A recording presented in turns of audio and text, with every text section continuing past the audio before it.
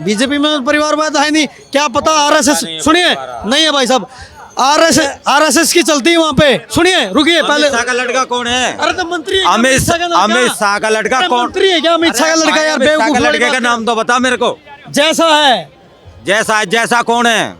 कौन है वो जो भाई साहब अरे सुन रहे, बीसीसीआई का अध्यक्ष है वो, मंत्री पद थोड़ा उसके पास है। अरे मंत्री पद उसे क्यों दे दिया गया? अगर गृह मंत्रालय मेरी बात नहीं, मंत्री नहीं है वो, मंत्री नहीं है वो। मंत्री नहीं है वो। मंत्री से मैटर नहीं है। परिवारवाद में क्या मतलब होता है आपको यही नहीं पता यार? का मुझे सब पता है। चौधरी चरण सिंह का परिवारवाद आज तक आ रहा है पश्चिम यूपी में, वही तो है। अब देखो और अखिलेश यादव का परिवारवाद तो वही यूपी तो से बात है। आता आ रहा इसने नमज है। पकड़ी है। मायावती का परिवारवाद आज से आ रहा तो है। मुझे तुम्हें मत समझा मुझे भाई, बताने की जरूरत मुझे नहीं पड़ ये रही है। बता दे तो बस खाली कि बीजेपी में कहाँ परिवारवाद नहीं है। बता दो कौन से परिवार अगर वाले का मंत्री है? नरेंद्र मोदी जी अगर इस बात को कहते हैं कि परिवारवाद की बात करते हैं नरेंद्र मोदी जी, तो पहले अपने गृह मंत्री को ये समझाएं कि परिवारवाद किस चिड़िया का नाम है। ठीक है ना?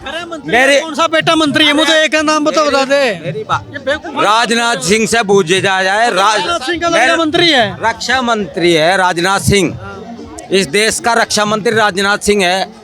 उनसे पूछा जाए परिवारवाद किस चिड़िया का नाम है। गृह मंत्री से पूछा जाए कि उस चिड़िया का नाम क्या है परिवारवाद, जिसको प्रधानमंत्री जी लाल किले से भी कहते हैं। ठीक है जी, ये भाई साहब, ये मेरे भाई सज्जन ये इस बात को कहते हैं कि कांग्रेस ने परिवारवाद चलाया। ये बिल्कुल सत्य है कि कांग्रेस ने चला, मगर बीजेपी इसी को आगे बढ़ाती जाए। विपक्ष पे जो मेन मुद्दे थे ना, विपक्ष उनको नहीं उठा रहा। सवाल ये विपक्ष का एजेंडा नहीं है, मोदी का एजेंडा सेट है भाई, मुझे 2047 में देश को विकसित बनाना है। विपक्ष के पास एजेंडा नहीं है। देश विकसित, सवाल ये है, सुनिए आपको पता ही नहीं चीज का कहाँ पे गेम हो रहा है। 47 छोड़, उसका गेम सेट है। देश विकसित तो 2100 में भी नहीं होना है।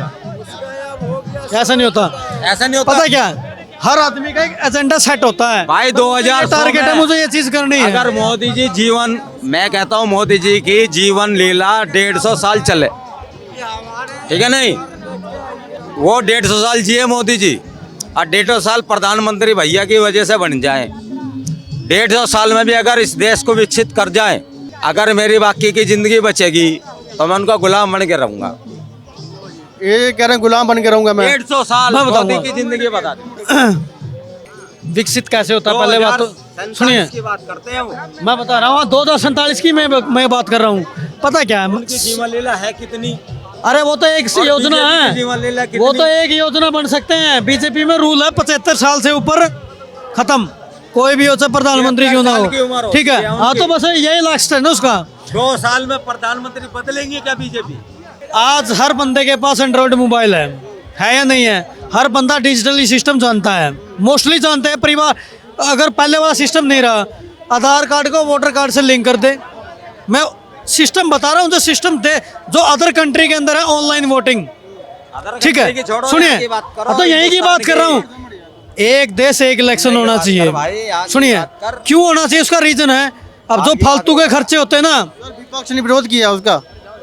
वो बेवकूफ है ना, हाँ, बेवकूफ है वो। मैं बता रहा हूँ, एक बीजेपी का थोड़ी बात कर रहा हूँ मैं बीजेपी का एजेंडा नहीं खाता।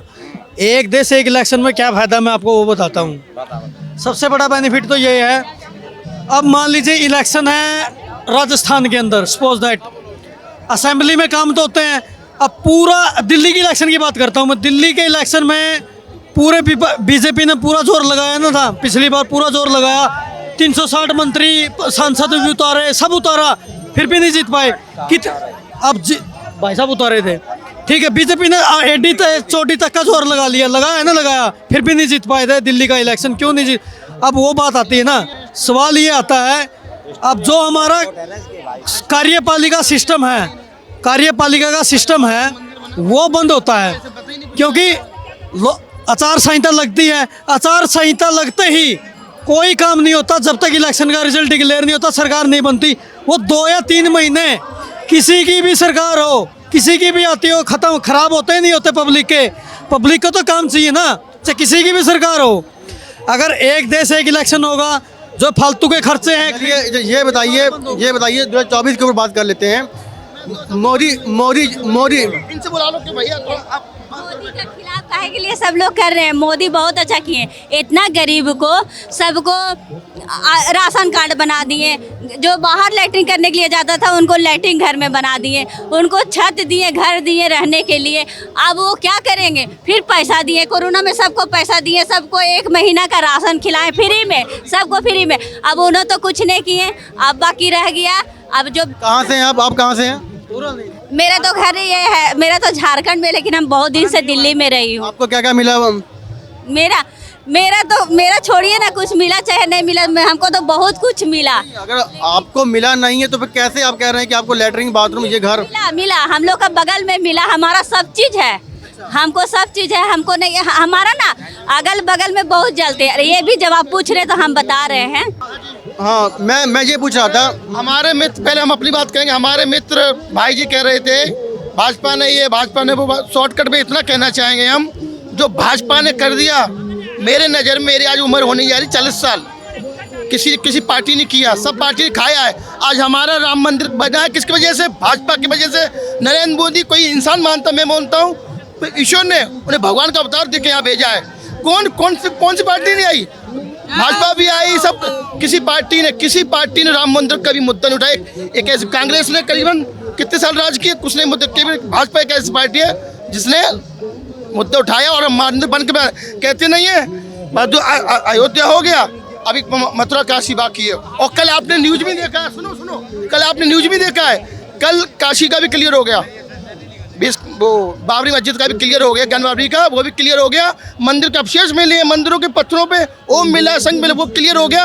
इन्होंने कांग्रेस यही कहती है कि आप धर्म को अलग क्यों नहीं करते हो आप पॉलिटिक्स से? औरंगजेब ने मंदिर तोड़ के मस्जिद बनाई थी, लेकिन आज वो कंडीशन। फिर मंदिर मस्जिद की चर्चा मत कीजिए, मैं ये कह रहा हूँ कि डेवलपमेंट के ऊपर, डेवलपमेंट नंबर 1 किया है।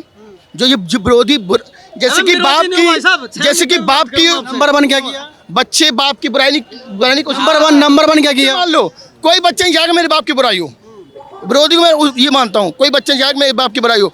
मेरे नजर में ऐसा नेता कभी आया और न कभी आएगा। ताली बजाओ जोरदार, जय जय श्री राम। कभी नहीं आएगा।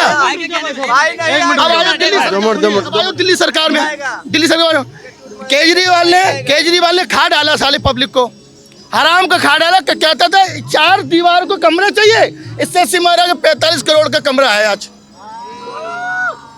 गरीब कहता था सिंपल सुपर, आज साले हमारे महंगे घर नहीं जितने का उसका टॉयलेट है। ताली बजाओ जो सच्चे। किसका पैसा है? हम भाइयों गरीबों का पैसा है। बोले तो हमारे सामने, उसने 9 जो खा डाला, और वो कंडीशन इस बार नहीं आएगा चले, क्योंकि इसका पत्ता इतिहास बच्चा जान चुका। दिल्ली में इस बार केजरीवाल नहीं आना किसी कीमत पे नहीं। और सुनो, दिल्ली में भी अब वही आना है भाजपा। अरे सर, अभी एमसीडी में आकर गई है केजरीवाल। क्या वो भाई साहब मिस्टेक, नसीब खराब हो गया, गलती से आ गया।